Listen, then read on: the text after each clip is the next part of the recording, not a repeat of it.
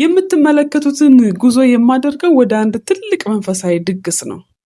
አንዳንዶች እንዴት ትሄጃለሽ ቢሉም እኔ ግን በልቤ የያዝኩት ፍቅር ወዴት እንደሚመራኝ ያውቅ ነበር። እንዴት ናችሁ? ደህና ናችሁ ወይ? እንግዳ ወርቅ እባላለሁ ከአክስት ሀገር ዩጋንዳ። ለእኔ የኢትዮጵያ ኦርቶዶክስ ተዋሕዶ ቤተክርስቲያን አንድ ሃይማኖት ተቋም ብቻ አይደለችም። የጥበብ፣ የታሪክ፣ የዜማና የኢትዮጵያዊነት ስልጣኔ መሰረት ናት።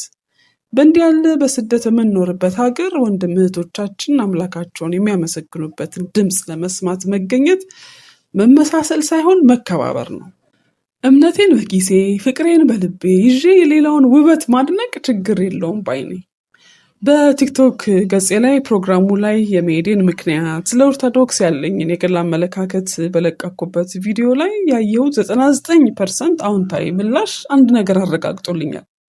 ህዝባችን ፍቅርን ይራባል። ላለፈው ዘመን ጌታዬ አድርገኝ በጥቃ አልውጣ ከፍቅርች ሳመልክ ልኖር በደጅ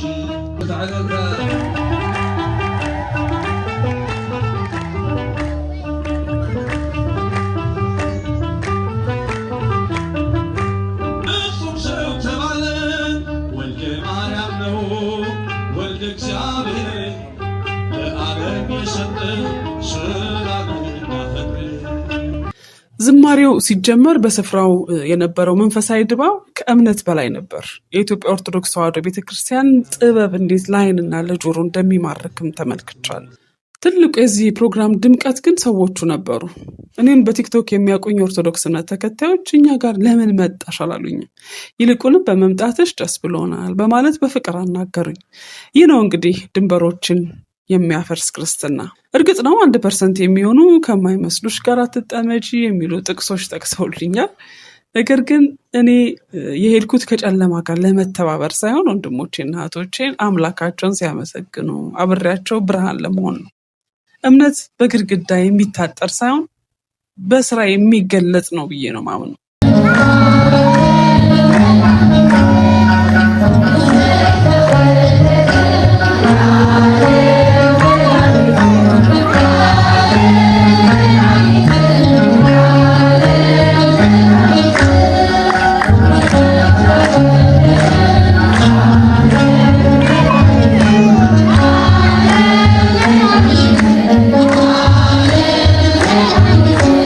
በዚህ ቪዲዮ ላይ እንደምትመለከቱት ከወንድሜ ቢኒያም ሽታዬ አጠገብ ቆሜ አምላኬን እያመሰገንኩ ነው። ይህን ምስል ተከትሎ በውስጥ መስመር አንድ አስገራሚ ጥያቄ ደረሰኝ። ኢየሱስን ትመርጫለሽ ወይስ ቢኒያምን የሚል።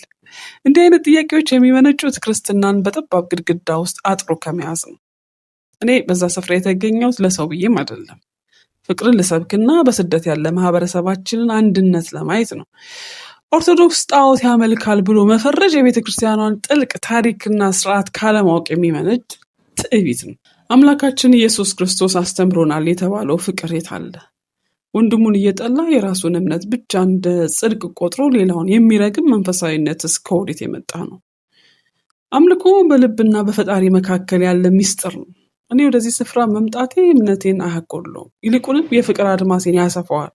ክርስቶስ የመጣው የጥልን ግድግዳ ሊያፈርስ እንጂ በእኛና በወንድሞቻችን መካከል አዲስ የጥላቻ አጥር ሊገነባ አይደለም። ስለዚህ ኢየሱስ ወይስ ቢኒያም ለሚለው ጥያቄ መልሴ እኔ የምከተለው ኢየሱስን ነው። ያ ኢየሱስ ደግሞ ወንድሜ ቢኒያምን እንድወድ፣ የኦርቶዶክስ እህት ወንድሞችን እንዳከብርና ሁሉም በክርስቶስ ፍቅር እንድመለከት አስተምሮኛል።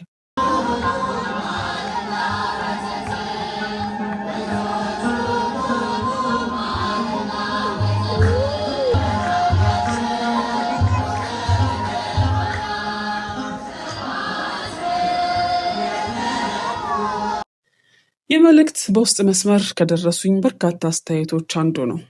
እዚህ ጋር ንስሐ ግቢ ተብያለሁ። ኦርቶዶክስ ወንድሞቼም ጣዖት አምላኪ ተብለው ተፈርጀዋል። ይህ ፍረጃና ጥላቻ ነው እንግዲህ ክርስትናን የሚያጠቅመው። እኔ ዛሬ መልስ የምሰጠው ለግለሰቡ ሳይሆን እንዲህ ላለው ጠባብና አግላይ አስተሳሰብ ነው።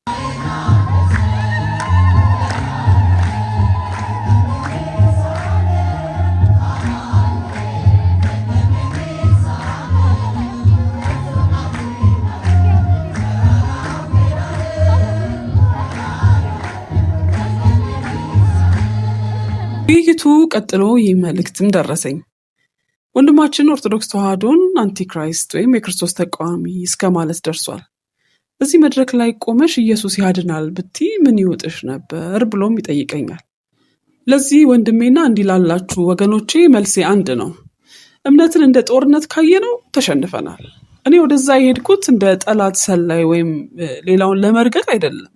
ጌታችን ኢየሱስ ክርስቶስ አስተምሮናል ተብሎ የምንሰብከው ወንጌል የፍቅር ወንጌል ነው ወይስ የጥላቻ የፍረጃ ወንጌል?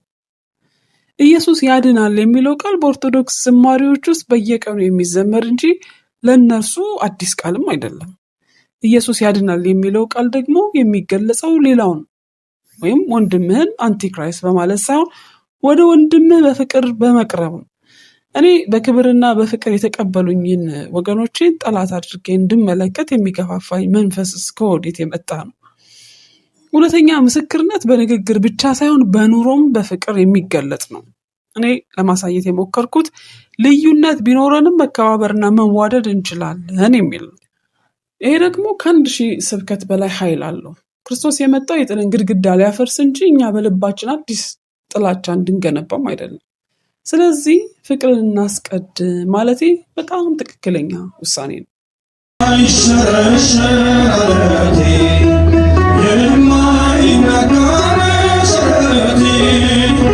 ኢየሱስ ክርስቶስ ወገኖቼ አንተ ነህ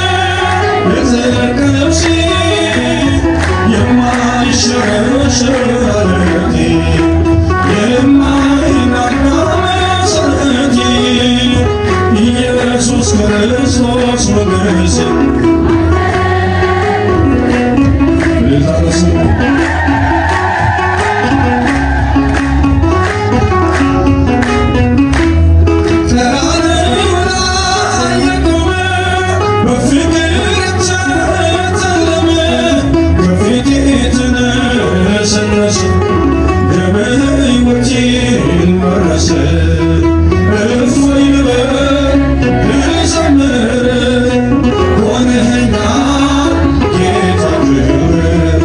If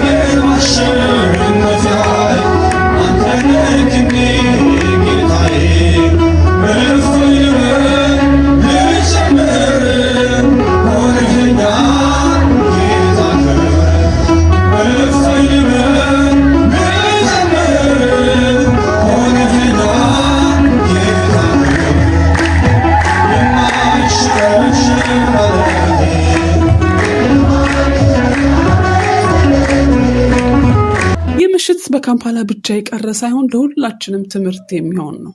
ልዩነታችንን በውበት አንድነታችንን በፍቅር ካከበርን የማንሻገረው ግድግዳ አይኖርም።